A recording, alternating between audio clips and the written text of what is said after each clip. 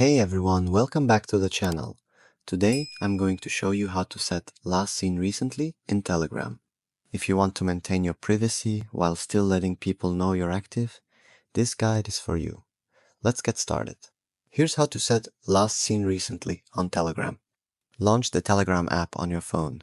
Select Settings. In the Settings menu, tap on Privacy and Security. This is where you can control your privacy settings. Under the Last Seen and Online section, tap on Last Seen. You'll see options like Everyone, My Contacts, and Nobody. To set Last Seen Recently, choose My Contacts or Nobody. Telegram will then show Last Seen Recently instead of the exact time. You can also hide your online status by going to Who Can See My Online Status and selecting My Contacts or Nobody. And that's it. By following these steps, you've successfully set Last Seen Recently on Telegram. This is a great way to maintain your privacy while still being active on the app. If this video helped you out, don't forget to give it a thumbs up and subscribe for more tech tips and tutorials. Got any other Telegram privacy tips you'd like to learn? Let me know in the comments below. Thanks for watching, and I'll see you in the next video.